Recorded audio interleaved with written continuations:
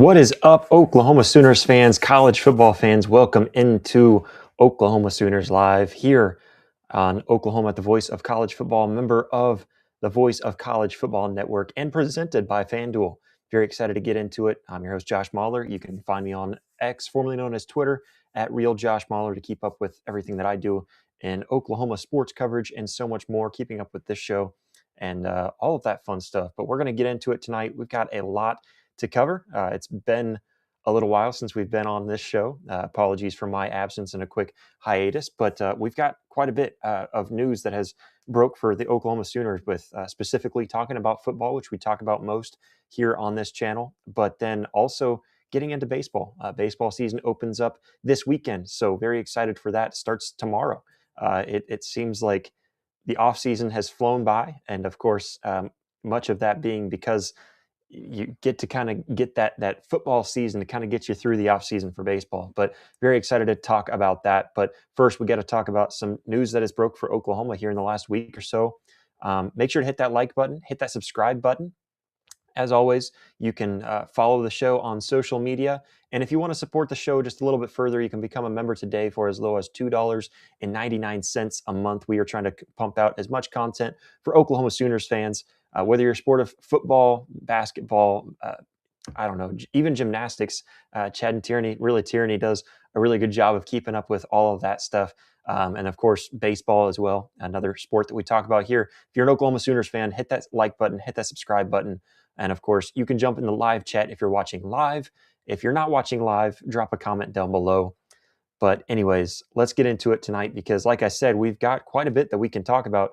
And I don't want to keep you guys too long. I know that there's a terrible basketball game going on right now, and I do not mind one bit being distracted from the basketball game that is happening right now. But we're going to get into it.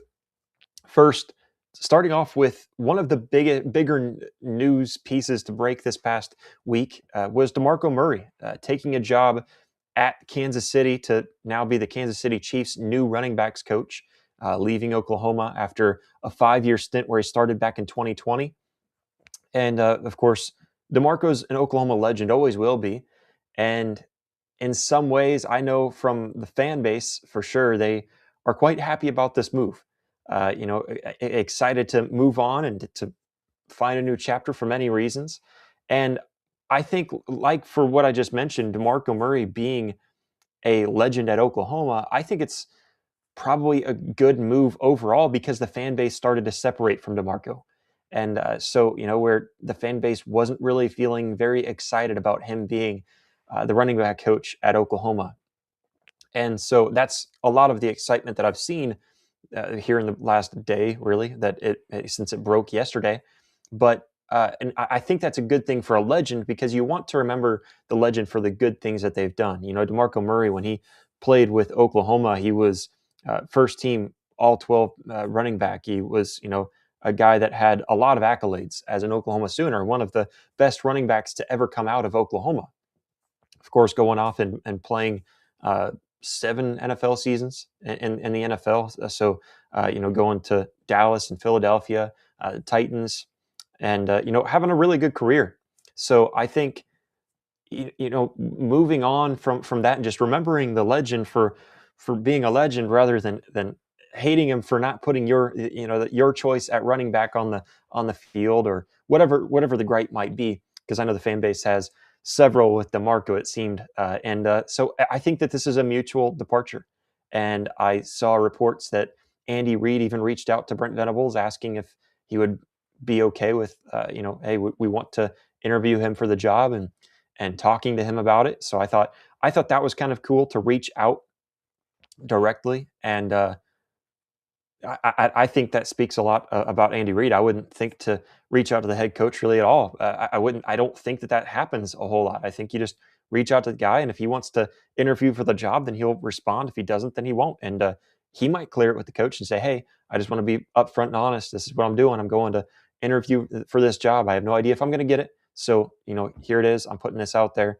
But anyways, DeMarco Murray is now leaving Oklahoma and going on to bigger and better things, I guess, for him. And I think in the NFL, maybe that's a better fit for DeMarco too. If you really think about what a running backs coach does, and what he's going to be able to do in the NFL. And it is a step up in his career too. So congratulations to him. I hope nothing but the best for him.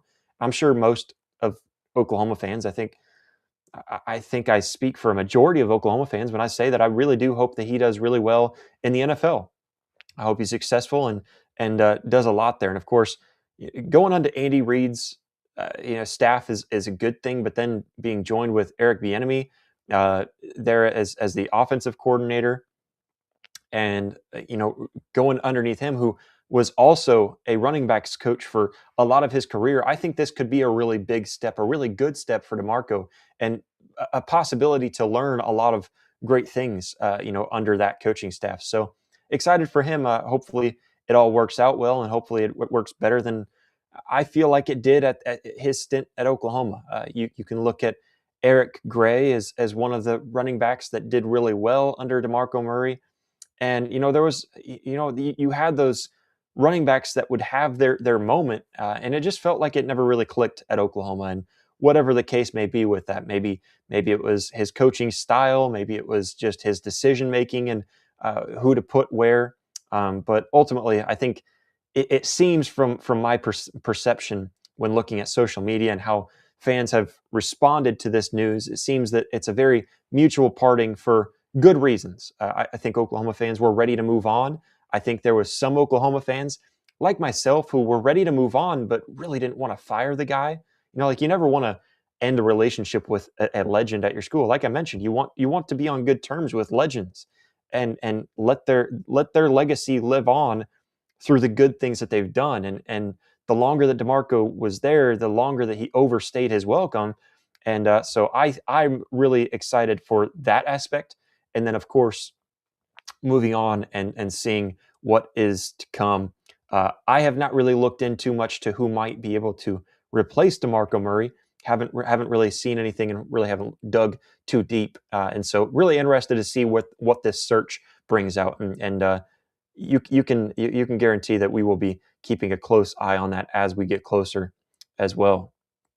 Okay, I guess. Okay, so one name that has come out a lot that I think could be a replacement for DeMarco Murray that will never happen, and I just want to put this out there because Oklahoma fans bring this name up all the time for any position opening. I will just say this right now: Cale Gundy is not going to come back to the University of Oklahoma. I think for many reasons that I don't need to explain. I know it's partially joking, but it's just not going to happen. For those of you who think that really is a possibility, it's just not going to happen. So that was one that I saw thrown out there that a lot of people mentioned. Hire Cale back, bring him back in. It's not going to happen. As far as whether I think Cale Gundy would be a good pick, sure, yeah, I think that'd be great. To bring him back to the staff for the good reasons. Of course, the departure and everything that went into that is the reason why he won't come back. Anyways, I am really interested in the coaching search. I would like to see who might pop up as some of the candidates, and I'll dig a little deeper. I don't want to throw names out that I've thought of because it has really no meaning at all. But I will do some digging and have that for sure by our episode next week. Maybe even a quick tidbit here and there throughout the weekend as well. Another really big hire for Oklahoma, I guess another big coaching change for Oklahoma was, of course, the departure of Jay Valai, and they've already found their replacement. They already found up their replacement for Lamar Morgan, a Michigan assistant coach who comes in as Oklahoma's new DB coach. And this was one that I didn't know anything about and really had to do some digging to understand this hire at all. Obviously, I think with the resume itself, I think that speaks a lot, and I'll get to that in just a moment. But I think that speaks enough for as much as I need for my approval of a coach. But the more I dug into seeing some details about Lamar Morgan, I was pretty excited about it. And I think from what I've seen, recruits are pretty excited about it as well. I think recruits are happy with it. Of course, they committed to Jay Valai and wanted to be coached under Jay Valai, but seeing this hire come in and come in quickly too, because I think it's only been about a week and a half since Jay Valai ended up leaving for the Buffalo Bills. But getting a guy in like Lamar Morgan, I think was a good hire, and I think it was a good timely hire as well. Make sure that you keep some of your recruits that have now committed to Oklahoma, wanting to keep them in, and Oklahoma has a lot of really good. You think of the DB class that they brought in with the, I think even with the transfer portal and what they've got right now, it's a really big. It's a really solid room right now. And I saw some fans that were kind of excited to just kind of change things up. Not that they didn't like Jay Valai, but they just thought that, hey, we could kind of change things up and maybe go a different direction because we have the talent there. But it seemed like maybe there was just an extra push that Oklahoma could make there. I'm not really in that. I'm not really in that boat. I liked Jay Valai. I appreciated everything that he did at Oklahoma. And I think a majority loved Jay Valai, but they just felt that there was something extra that they could get out of that DB room. And I see where that standpoint is. I'm not there, but that's something that I know I've seen from Oklahoma fans all around. But anyways, with Lamar Morgan coming in, he served as Michigan's defensive passing game coordinator and defensive backs coach for the last couple of seasons. And hey, I mean, if you're going to get a coach from a program, I think, especially a defensive coach, getting him from Michigan is not a bad thing. And I think that's really interesting too. Whenever you see Oklahoma going to travel to Ann Arbor this upcoming season, I think that's an interesting little note to throw in there and to remember is that you get one of their star linebackers, and now you take one of their defensive coaches. I think that should be an interesting reunion for them. But anyways, before Michigan, he was a defensive coordinator and secondary coach at Louisiana. I believe that's the Raging Cajuns, and which is where he played safety at his, that's his alma mater. That's where he was a college football safety as well. And of course, quick stopover at Vanderbilt. He was at Houston for a moment, UL Monroe. Anyways, yeah, just a lot of different places. But the thing that really stuck out to me is that he's still a young guy, about 40 years old, and he's got 14 years of coaching experience. That speaks volumes to me, because I think that's really what most college football, really at any coaching position, what you're searching for. You're searching for a young guy that you can keep around for a while that has experience. And that's really hard to find because most young guys don't really have experience. And then, of course, you get up to that 40-year mark. It's not necessarily young. It's not like, like a maybe like Lincoln Riley. When he came in, he was very young. You think of Ben Arbuckle right now, a very young guy. It's not that level of young, but it's a few more years, still young in many regards. I mean, he's still got 20 years of coaching at least, if he wants to. So, depending on his health and how everything goes for him. So I'm just throwing that out there. I think for certain, 15 years of coaching left on his resume. And that's the kind of coach that you're searching for across all the college football landscape, really even over into the NFL too. And he's got a lot of experience for being that young. So I think that's really the thing that stood out to me the most. And I think that there's a lot of good things that can come from Lamar and from Lamar Morgan and what he brings to the table. You think of what Oklahoma's got right now with a couple of transfers coming in, but then of course being headed up by Cortland Guillory and Eli Bowen. I think that this is one that this is a room that needed some really good guidance using him. I think Morgan was a great hire. If you look at his resume, now time will tell, obviously, but again, when you look into that September travel up to Ann Arbor, I think that's going to be really interesting, where he's going to be able to face his former team immediately, and a big part of that probably had something to do with the coaching change. Of course, getting Kyle Whittingham up there in Michigan, that probably had a little bit to do with him changing up his employment and where he's going to be coaching next. But Oklahoma getting him in, I think that was a really good hire. About as good of a hire as any other name that I saw on the list. So I really like it. I think this is a solid hire for Oklahoma. All right, some more news that dropped for Oklahoma football here. I believe today is whenever this dropped, and it wasn't really necessarily Oklahoma's executive decision, but they did have obviously a part in making this decision. But SMU now changes their location of the Oklahoma game in 2027. So not this upcoming season, but the season after.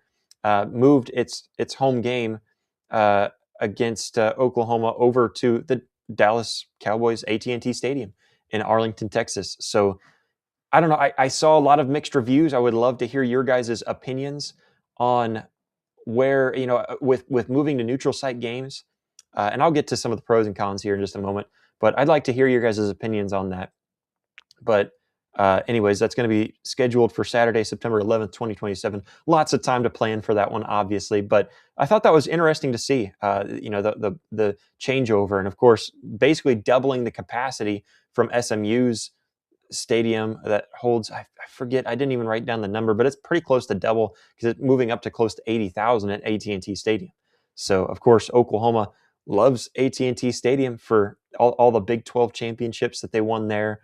And against SMU, they're 6-1 and one tie, but whatever. And the one win that the Mustangs had was back in 1968.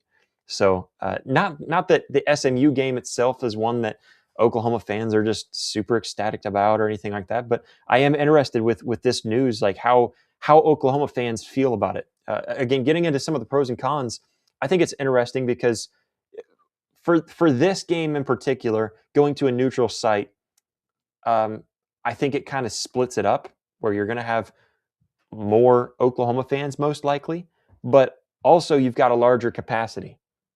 And of course, I don't know. I guess I don't recall if I've ever been to AT&T Stadium. I don't recall, but I've heard mixed reviews on it. So maybe that's a downside. I don't know, but I would say moving it to an NFL stadium is cool for fans that maybe haven't been to certain venues, whatever.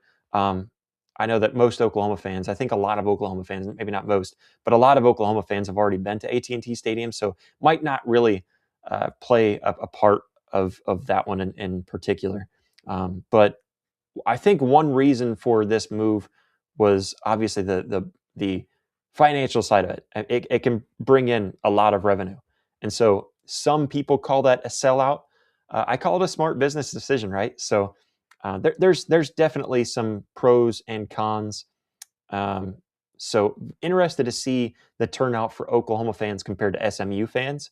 I would be really interested overall in looking and seeing that. But I can see where I think the traditionalist side of me and a lot of college football fans hate neutral site games because they're not being played at a home stadium. And I think that's the biggest thing that makes college football so fun is all the pageantry on all the the extra stuff that goes into just the home atmospheres in college football. I'm a huge fan of the home atmosphere playoff games. I think the home atmosphere for Oklahoma this past season was electric, and really any home game that I've seen in all of college football in the playoffs was super electric.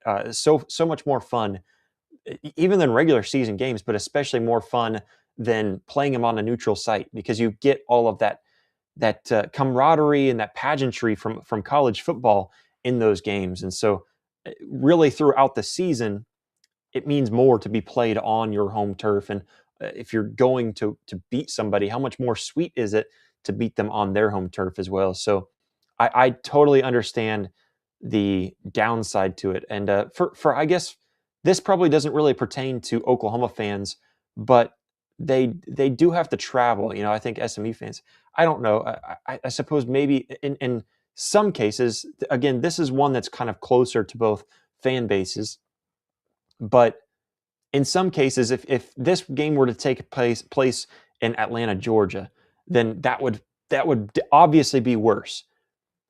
I think that this move over to Arlington, I don't think it's that big of a deal going from, I believe SMU's in the DFW area. And so, yeah, I don't think it's that big of a deal. So overall, I like it. I think it's a fun move. I like neutral site games to an extent. Um, it does take away some of the tradition, though, which I totally get. So interesting to see. I think that's fun. I think that was a fun announcement to see earlier today. All right. I'm going to jump to the chat real quick. Make sure to jump into the live chat. Hit that like button. Hit that subscribe button as well. And we'll get over to the chat. Chris Hooker's in the chat. What's up, Chris? He says, sorry, went away on me. What do you think about Adrian Peterson as the new running back coach at OU? I will say from my perspective, I like that idea. I would be all for it, I think. But I know that a lot of fans would say the opposite because of how hiring an Oklahoma legend or someone tied to the program, how it's kind of backfired for Oklahoma in recent years. And so I will say from that standpoint, I can understand the reluctancy of the fan base to hire somebody like that. Personally, I love Adrian Peterson.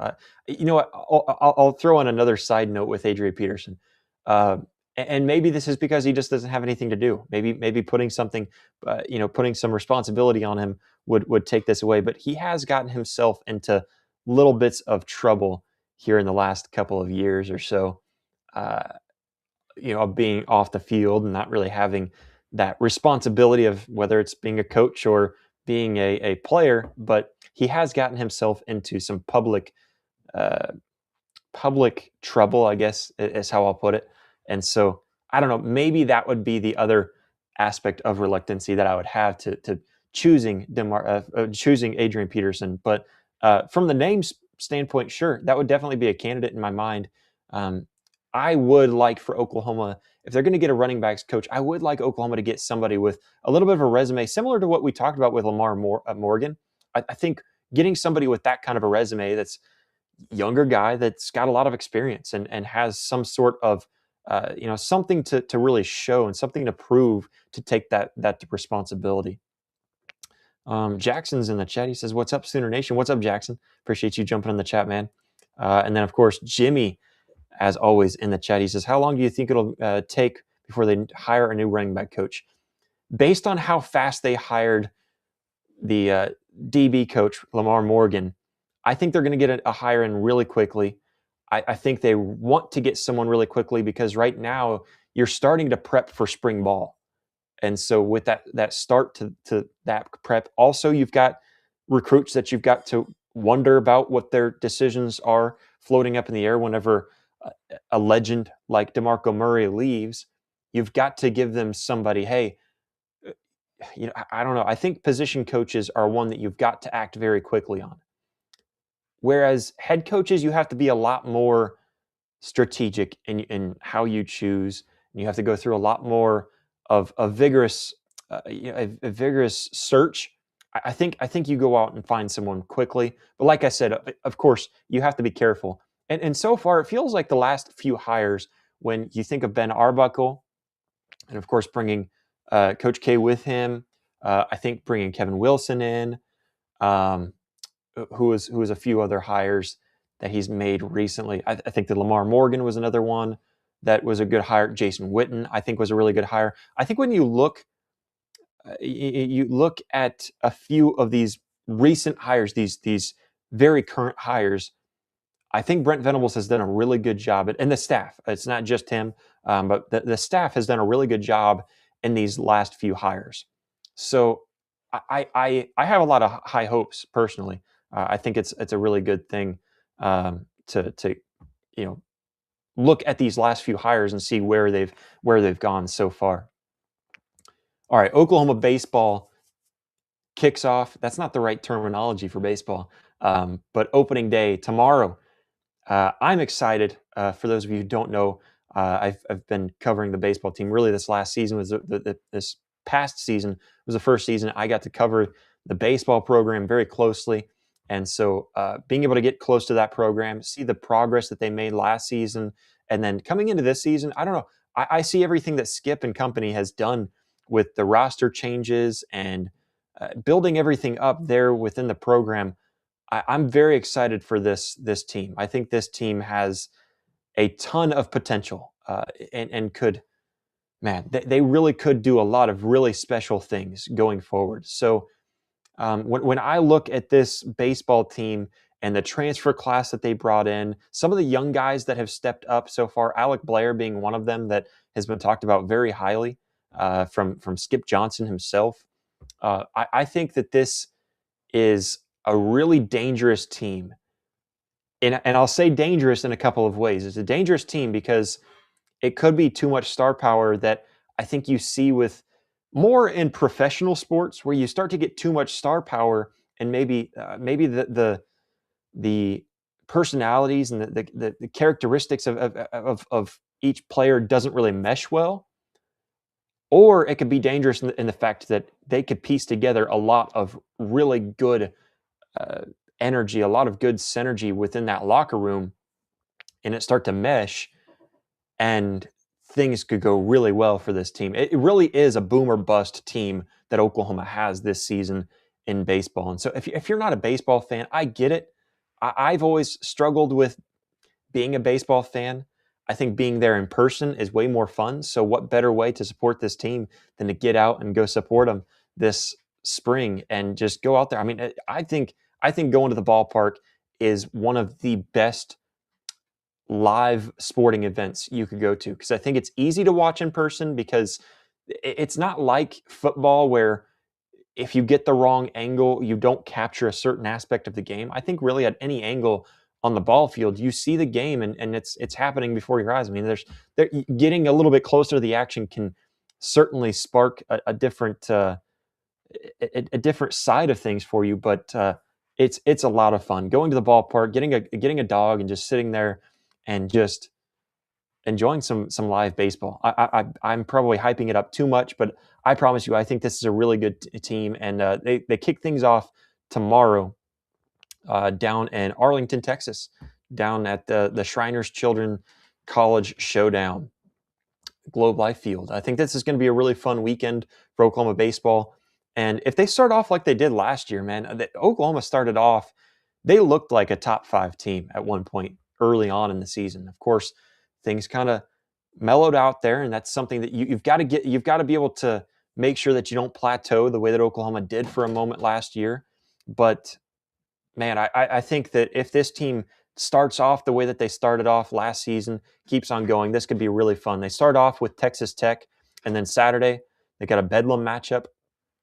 How can you not be excited for that? And then a TCU matchup on Sunday. So really fun. I think these 3 games are going to be a lot of fun to watch. Of course, it makes it difficult to watch when college baseball just doesn't get the love that I personally, especially getting closer to the program, getting closer to the sport. I think that college baseball needs more love, needs to be shown more love, because man, this is just a really fun sport. College baseball specifically. Never been huge into the MLB. I enjoy it. Again, would love going to live MLB games, but college baseball, it's the same reason why I love college football more, even college basketball. It's just I think college sports has a certain pageantry within the fan base alone. Even if you want to say, well, college sports are just becoming pro sports anymore, sure, but the pageantry with the fan base is still there. I think the specifics that you get with the fan base and collegiate sports is a lot more fun. But you do have to have Flow College subscription in order to watch the games this weekend. I don't remember how much that is, but anyways, you can also listen to it on KREF. I mean, that's the way to watch it anyways, because, or not watch it, but listen to it, and just close your eyes and imagine the game. Anyways, or if you can make it to go to the Globe Life Field down in Arlington, then sure, go there in person, because it's going to be an amazing weekend down there, and a lot of fun for opening weekend for Oklahoma. I know Oklahoma really was all over the place in all of the rankings, but I think they're overlooked in just about every single one of them. I think Baseball America, I think, was the one that I saw that they kind of had them about right in the rankings. But I think that this Oklahoma team has a huge chip on its shoulder because they returned 13 letter winners from a season ago with guys like Kyle Branch and Jackson Willits and Dayton Taki, Jason Walk, Drew Dickerson, who really blew up at the end of the season on a really good time. Who else am I leaving out here? Trey Gamble. I think it brings back a lot of really good players and then adds a ton of exciting. I think Cam Johnson, the pitcher Cam Johnson, is one that being the named the opening day starter at pitcher. Man, I think he could be one of the most talented pitchers at Oklahoma. One of the most talented pitchers Oklahoma has ever seen, possibly. I mean, right up there if he can get his control in there. And I know a lot of people are really excited to see him pop onto the scene. And Skip Johnson has said a lot of good things about him. So I'm excited for him and his opportunity, getting that start on the mound. Really exciting. Hopefully, some really good things are shown on, I guess, tomorrow on Friday with Cam Johnson. And then LJ McCreas. That's a guy I loved my opportunity to get to know him a little bit, was able to talk with him and get to know him. And, I think he's another guy that really brings, a lot of upside to the plate. Of course, there's a lot. You look at how deep the pitching staff is this year. I think this Oklahoma team, that's the biggest reason. I just think depth overall is the biggest reason why this team really could be a very dangerous team. As for the first matchup for Oklahoma, they're 1.5 run favorites. They're sitting at -148 according to our friends over at FanDuel. Go check them out for all of your sports betting needs. But man, Oklahoma with a very fun, very tough opening weekend. You talk about Texas Tech, Oklahoma State, and TCU in your first weekend. It's going to be a lot of fun. So make sure not to miss it. But all right, one thing that I think is worth noting with this team was a quote that I heard from Skip Johnson, where he called this freshman recruiting class one of the best that he's seen in all of his 35 years of coaching. That says a lot, because I think he's had a lot of really good freshmen. I mean, even if you look at just some of the freshmen that stepped up, I believe Drew Dickerson was a freshman last year. Kyle Branch was a freshman last year. You see some of the freshmen that he's coached throughout his years. I think that says a lot, but it's also going to be a lot of fun. Of course, I don't know. I'm still going to call it L. Dale Mitchell Park, I'm sure, a lot, but the home opener should be on February 17th. So it's baseball season, guys. Make sure to get out to the ballpark this season. Make sure to go support the Sooners. I think it's going to be a ton of fun this season to watch this team.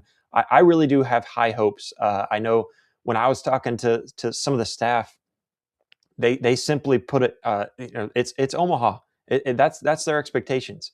They're expecting to make it to Omaha. They want to win. They think that this is their team to make it there. And once you can make it there, anything's possible. So I really think that this is a team that has all of the pieces to put it together and to make a really special run. Time will tell. I think it's going to be a lot of fun. But anyways, make sure to hit that like button, everybody. Hit that subscribe button as well if you haven't already. And of course, we are live every Monday, Tuesday, and Thursday at 7 p.m. Central Standard Time. Oklahoma baseball starts their season tomorrow at 11 a.m. I know that's a weird time to be starting your season, but don't worry, you can still catch it on at I think 3:30 on Saturday as well. So they're going to be playing this weekend. Make sure to tune in, show some support, show some love and support the baseball team. Very excited for that season to begin tomorrow. Of course, you can become a member today for as low as $2.99 a month. We appreciate everybody so much for all the love and support. We'll catch you next